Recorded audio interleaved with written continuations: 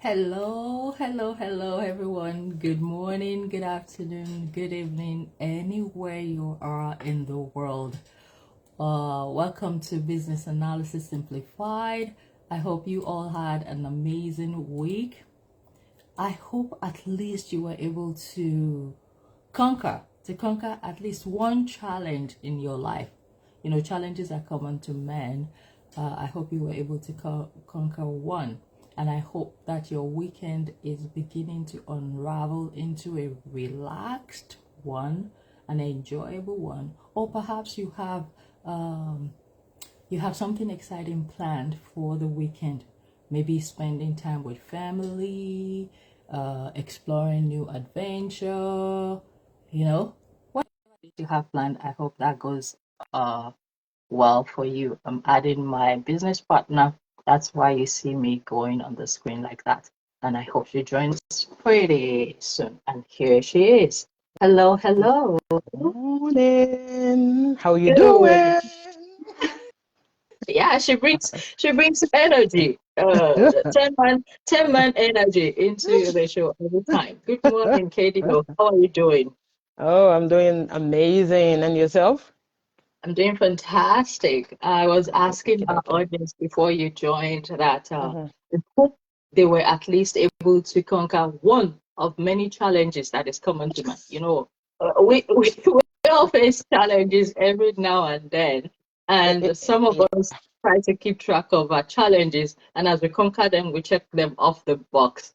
It's just Mm-hmm. that it seems like that list is endless. It keeps populating every time, but you know the Yeah, we keep going though.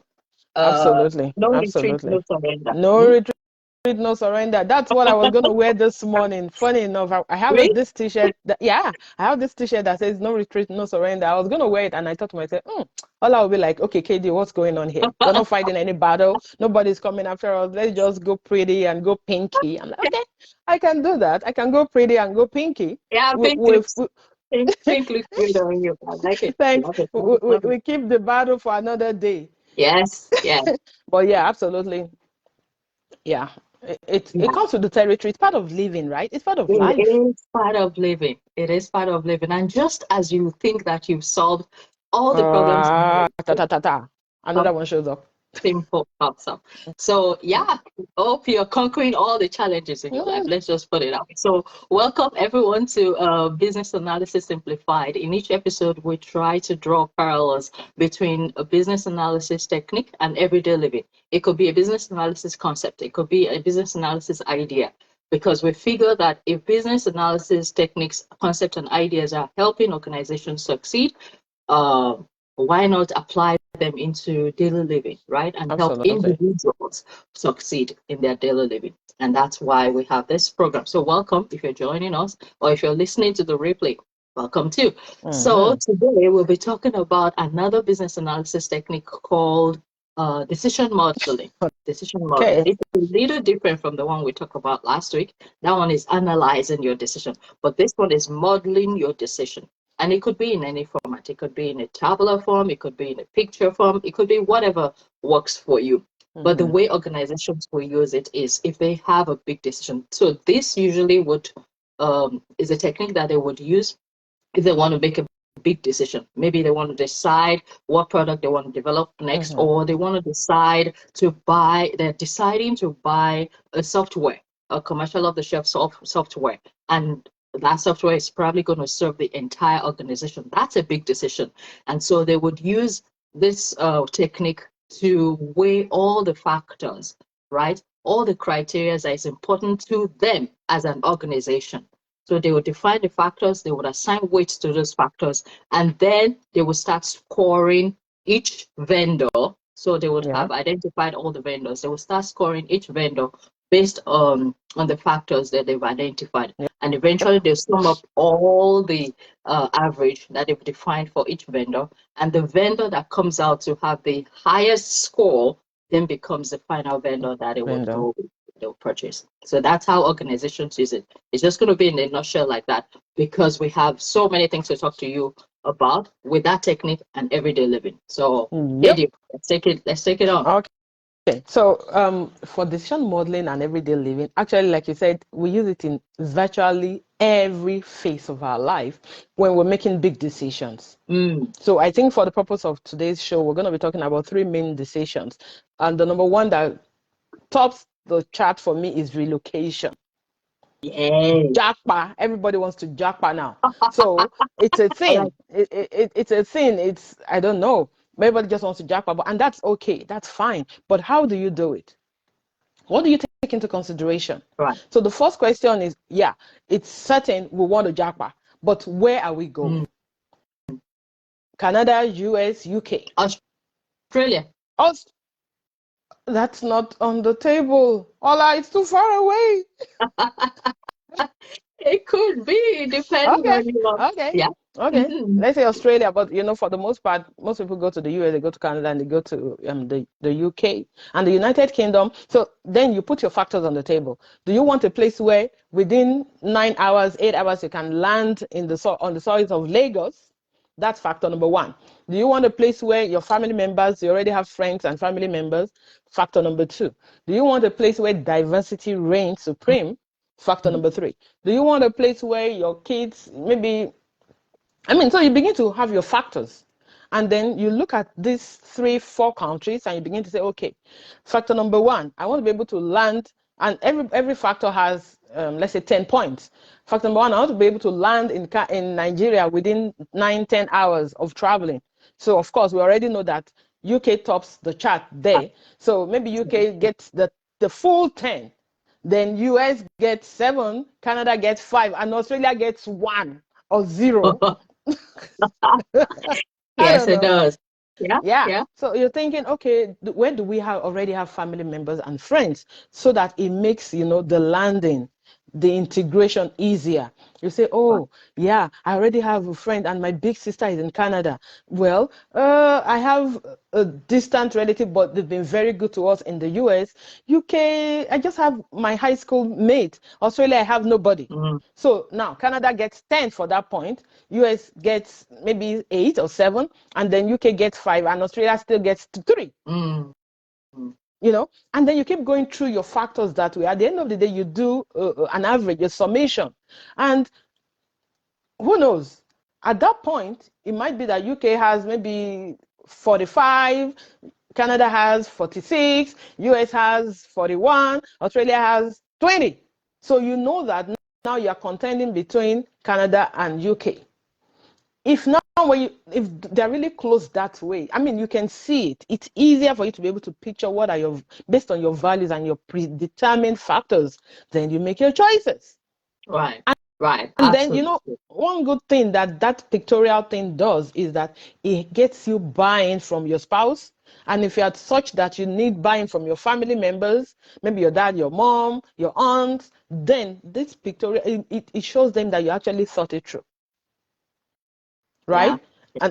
And I guess one of the factors, since we're already talking about it, I might just put it out there, is what are your options? What can you get to do when you get to that country? If you're going to the UK, you know that it's going to be, again, I'm not saying there's dignity in labor. Whatever you do is fine, but you want to say, okay, what works better? What works better for me? If I go to the UK, this kind of job I'm going to be able to pick up. If I go to Canada, this kind of job I'm going to be able to pick up. If I go to the US, this kind of job, if I go to Australia might get 10 over 10. But you need to be able to say, this is what's important to me, and then you show it to your stakeholders, which may be your spouse, your children. Because I had a friend that had to bring the children into the equation when we're thinking relocation. Absolutely, you bring them in because it affects them too. It impacts them greatly because they have friends where they're going to live, and then go to another part of it. The older they are, the more vocal they get, and then the more stake they have in this matter. If they are 2 years old, you can't tell me that my 5-year-old said, oh no, mommy, I'm not gonna leave, because my 5-year-old, really, what does he know? All he just promised me, when you get to the other side, you're gonna get a full bowl of ice cream, and the boy is good or the girl is good.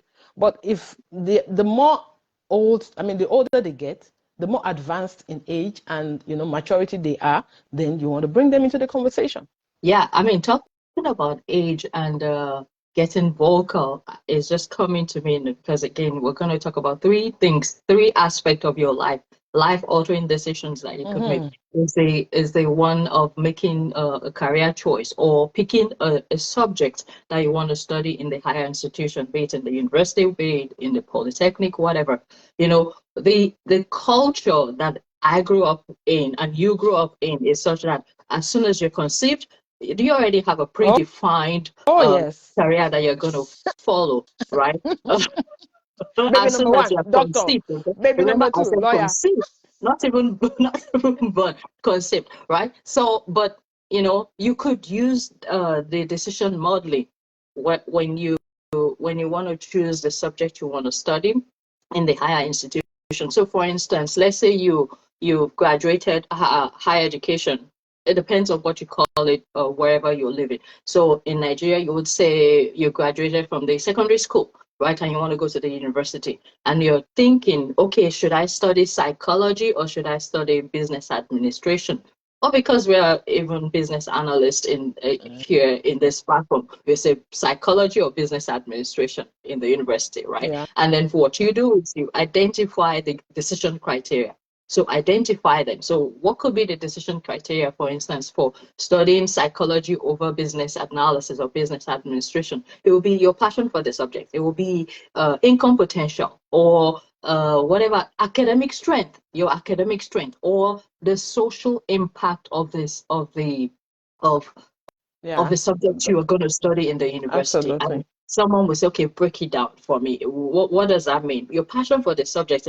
This will be your level. How much you enjoy studying the materials that has to do with psychology, how much you enjoy studying materials that has to do with business analysis or business administration. And then Administration. when you're beginning to rate them, you're rating the one that you enjoy most, you're giving it a higher rating, which indicates I have strong personal interest in that subject over the other. And then regarding income potential, you're asking yourself, oh, okay, by the time I'm done studying this course in the university and having my BSc degree, what is the expected financial rewards for Yeah. this particular subject? Will it pay me more? Will psychology pay me more or business administration pay me more, right? What are the earning prospect is what I'm trying to Potentials. say. Yeah, I get And it. yeah, yeah, you know, and then you could ask yourself too for academic strength. I know GS studying was really difficult for me, so I probably would have to go in the path of least resistance to say, Yeah. what's my confidence? What's again? This has to do with you, your You. personality, Absolutely. your preferences, your priorities, because nobody's going to study that course Mm-mm. for you. If you did like I did and I studied engineering grudgingly in the higher institution, in the university, because my dad really wanted me to be an engineer, you're going to spend your entire life being miserable. No matter, depending on how long that course, the duration of that course, 5 years, 6 years, Mm-hmm. 7 years, depending on ASU strike and all other parameters that would combine to that. So you want to be sure that academic strength, you have the confidence in your ability to excel academically in psychology or Mm-hmm. excel academically in business administration. And then this last one that's coming to me, the social impact, is really not a factor depending on your values and Yeah. what you regard. But you could think, okay, so how is this subject going to affect my environment by the time, my community, my surroundings, the social impact that that course you're studying Hmm. would have on your community? So psychology, I'm already thinking psychology, you'll be able to help people think, to calm their thoughts, or, when people have mental issues, they could go to the Psychologist. psychotherapists, right? Psychologists, to help them analyze their thoughts and to calm their thoughts and all that. So you are weighing all of those parameters, right? You're giving them scores. And by the time you're done, you're adding a summation, an aggregation of those scores, and then to determine which one weighs higher. And that's what you're Mhm. going to study in the university. Absolutely, guys. And on this career issue, we could talk from now till tomorrow, like till we are blue in the face. Because I get a lot of, young ones that come to me and be like, oh, okay, Dio, what do you think, career coaching and all of that fun stuff? And sometimes when they tell you, okay, what do you want to do? I want to do this. Why? And they begin to tell you some reasons. I start scratching my head. I'm like, okay, really? Really? Really? And they're like, yeah, ma'am. I'm like, it doesn't work that way. And then I begin to offer my own, coaching and thoughts on these things to them, because for all for somebody telling me that you went to school to study, let's say engineering, just for, engineering, and then now you're done, your parents want you to go do masters, and you say, I want to be a makeup artist. And I'm like, okay, fine, but why? He says, because that's my passion. And I'm like, okay, show me, what have you done? He says, no, nothing, ma. I plan to, just go and learn. I'm like, it is not your passion. If it was really your passion, while you were in the university, you'll be making up for your friends. You would already be known in your inner circle as a makeup artist, because if something is really your passion, you can't help yourself. You just keep gravitating towards it, right? You cannot help yourself. But because we like to talk about this passion thing, I'm like, you have to be able to balance passion and food. Will passion put food on your table? And then you're telling me you want to get married next year. So how is this passion of yours going to translate to naira and kobo, or dollars and cents, or pounds and whatever? So passion is important, but there has to be balance. You have to tell yourself the truth. And then later she said, yeah, I actually enjoyed engineering, it's just that I figured I want to be able to use my hands. I'm like, if you want to use your hands, engineering is the perfect place to be able to use your hands, because you could actually float your own organization, particularly because she was in the mechanical field. So where else? In fact, I think it's one of the easiest places to use your hands as far as engineering is concerned. So I know I digress. We're talking about decision modeling here. But again, it's one of the factors. You have to be, when you're putting down numbers on these factors, you've got to be sincere with yourself. Right. You have to be sincere. Objective. As possible.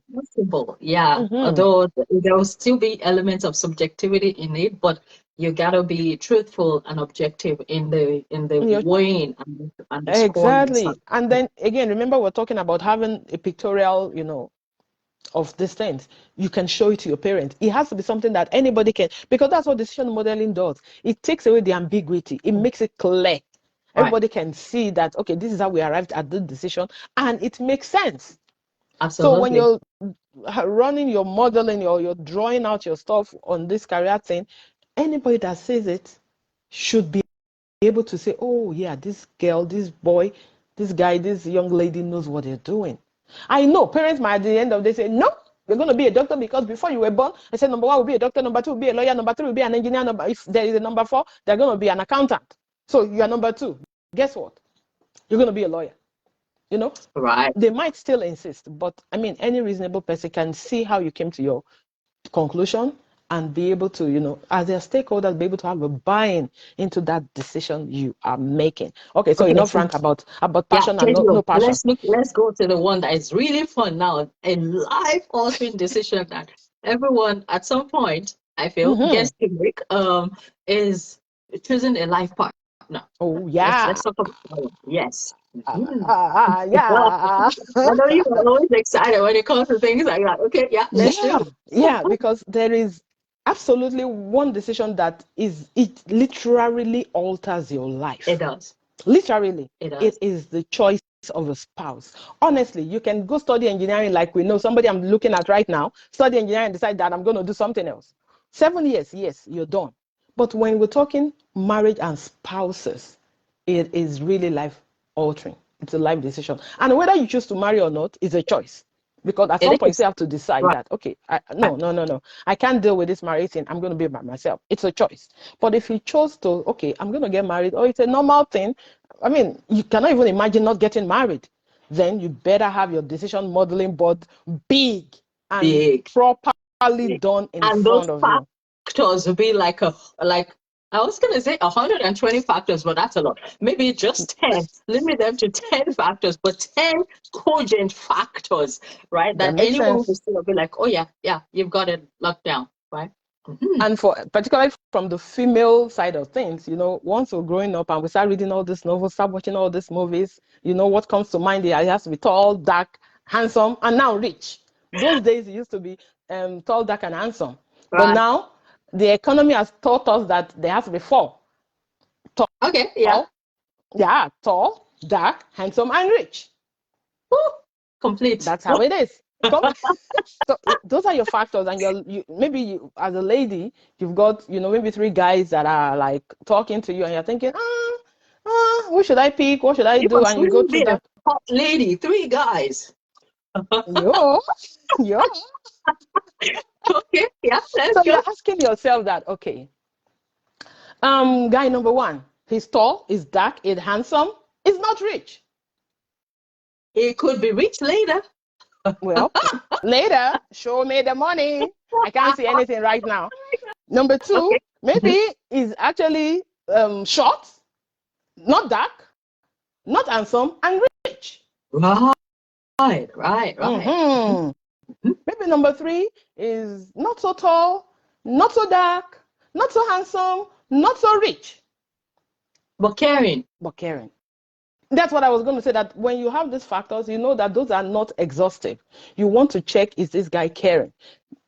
Is he caring? And how do you know if he's caring? You take a look at how he deals when he comes, you have an appointment, he comes late, he apologizes. And when you're talking, he's saying things like, tomorrow I'm going to have to go see my sister. She needs something. I need to help her with XYZ. Or next week I need to go, my mom, I need to do this for her. So you're thinking this guy is somebody that's already used to taking care of his own, people that love him. Or this guy says, yesterday my sister came to sweep my room. I was so upset with her because she didn't clean the whatever, she didn't do this. And you're like, okay. And you're going to marry a dictator that's going to turn you into a slave. That doesn't appreciate anything, because if your sister can come all the way to come clean your apartment for you, number one, I'm asking you, what's wrong with your fingers? You cannot clean, right? You're too big to clean. Red flag. And then she comes, you cannot even appreciate her. Right. Big red flags, so that some of those things that you want to use when you're doing that weighted average, right? So somebody is caring, they might not be as rich as you want them to be, but they've got prospect, and you can see that this guy is hardworking. Those are huge factors. You better be putting 10 there, lady. Right. You had better be putting 10 for that guy. Right. And you know that it takes care of the people around him. Or maybe there's this guy, he's not he's okay, he has just it's okay, he gets by, and it takes he adores you. But every time you guys go out, you see that he's screaming at everybody, he's cursing out people, he's shouting at people, he's doing all of these things, he's treating people badly. And you're like, but he treats me well. Oh, sweetheart, when you become familiar, you're going to get the same,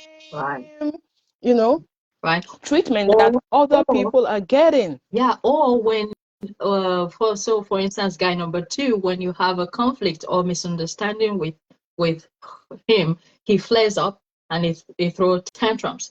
And in the process of throwing tantrums, is probably gearing towards you like it's coming to hit you, but refrain himself. The moment you see that, that's a red flag. Like, oh my God, this refraining is just because we're still cutting. By the time we're done, it's going to be outright wasn't. So if everybody thinks you gotta wait. That's even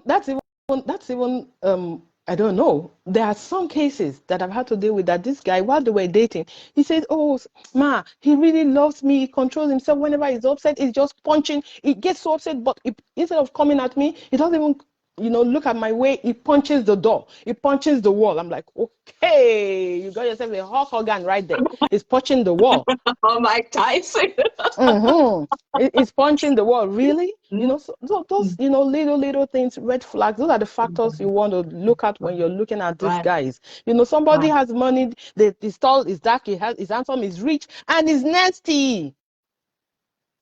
Is that who you want to spend the rest of your life with? Somebody that has no regard for his parents? He will have no regard for your parents. He has nobody of authority over him.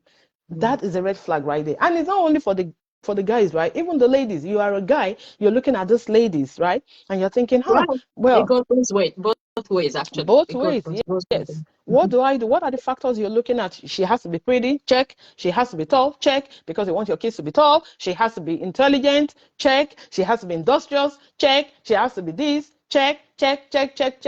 But is she really is she committed to a cause? Mm. Is she somebody that would be a rock for you when you guys are married? Because they say behind a successful man is a very powerful woman, a They used rock. to say behind, but now they say beside Yeah, because he's she's going to beside be because beside you. he's beside you. You guys are going side by side, right? So those are the things you want to look at. Beauty is vain. Mm. It is transient. I know that it's okay to have somebody that looks beautiful. Yeah, but what about the character? Does she regard her parents? Does she regard her family? Somebody that says, "Oh, don't mind my parents. Oh, ignore them, ignore them, ignore them." She's going to ignore your own parents too. Absolutely. Absolutely. You know, or her friends are always the kind that when there's trouble, they can come destroy the entire. But she's calm. She does. I don't even know. Those are friends. The Lord will help us. When we get married, I'm just going to move her away from the city. Oh yeah, she's going to go to the next city and find those Find kind those of kind friends of again. friends because it means that she's attracting those kind of friends. That's the kind Mm-hmm. of friend that she attracts. No matter where she goes, she's going to attract them, and that's going to be the cycle that you have to deal with. Exactly. So we've got to be careful about this thing. So when you are making those life-altering decisions, it's important that you take the thoughts from your head into paper. In fact, I tell people, black and white doesn't lie. Mm-hmm. Paper and pen. Now the world of digital, you want to say on my phone, but whatever works for you. But when you're writing things down, it brings clarity. I know this is not a clarity session, but It was. we can't help ourselves. This is what we do every time, right, Ola? So it brings clarity, ability to write things down. You look at it. You're objective about the decisions you're about to make. And when you're looking at those models, because those are models, when you write it down, the visual representation, those are models. When you're looking at it, so when you're developing it and you're eventually done and you're looking at it, you are able to tell yourself that these are my preferences, these are my priorities, these are my values, these are my unique personal interests. And whichever way this decision goes, because there are consequences to the decisions we make, negative consequences, positive consequences, because you Absolutely. have done your due diligence, because all of this we're talking about is doing your due diligence. Because you have done your due diligence, you as a person, you're able to live with those decisions, those consequences, negative, positive, you're able to live with it because you'll be able to tell yourself that I I did my chose. due Yeah. diligence and not Yeah. that it was imposed on me, not Yeah. a decision that was imposed on me. Because Yeah. that's when you begin to point fingers and say, oh, it was your fault, it was your fault, it was your fault. Yeah. You will know that Absolutely. you take full Absolutely. responsibility for your Responsibility, all of that is key. We've got to be able to take responsibility for our lives. Yesterday I put out a post that says, I choose my life and I love my choice. I like that. I So really like that. when we've done our due diligence in deciding, then we must be responsible for our lives, for the outcomes, and take it in our strides and know that, okay, this is what I want to do. You already did an analysis of yourself. You're looking at where you are right now. Okay, this course or this profession I'm in right now. Take, for instance, engineering. I have to go to site 14 days. I'm home only 7 days. I'm a mom of 2. My kids are growing. And I think, maybe KDO, it's about, because I have a long-term plan. And on that long-term plan is to fully transition into coaching and training. And I'm saying to myself that, okay, maybe it's about time to kickstart this next level. And when I've looked at it, I did my decision modeling. What does that mean? Income, what other factors am I looking at there? Do I want to stay home with my kids? Then the next step is to go take action. Why am I saying this? Because I know many of our listeners, in fact, the reason you listen is because you know that you want to make that transition. You've looked at yourself. This is where I am right now. This is the kind of career I'm doing right now. In the next 10 years, will this still be viable? And I don't want to wait till the next 10 years to transition, because then I'm maybe older, think life will have happened. This is the best time to step out and go maybe join the IT industry, because that is the path forward for the foreseeable future. Yeah. Right? So I want to transition into IT. And what is the easiest way? And we keep saying this until we're blue in the face. If you want to transition to IT, business analysis is still your best bet, because it's a soft landing. You don't have to learn coding. You don't have to learn, data analytics for you to transition you're part of a team, and eventually you can see what others are doing and begin to make informed decisions. It gives you work-life balance. So you've already done your decision, but you're still, foot dragging. That is where taking responsibility for your life comes in. You've got to step up and say, okay, now I've analyzed. Analysis leads to too much analysis. I say analysis paralysis. It leads to paralysis. Now you've analyzed, that the next step is to transition into IT. You've every Saturday we have this show. You are coming to check out Ola and KDO. Oh, I just love the way this ladies talk. I just wish I can become a business. Take that step. DM myself, DM Ola. Join a class. Yeah. So that December 31st, 2023, you're going to be one of those people that say, yes, 2023 did not come and go. I achieved my goals. Concrete. Something concrete.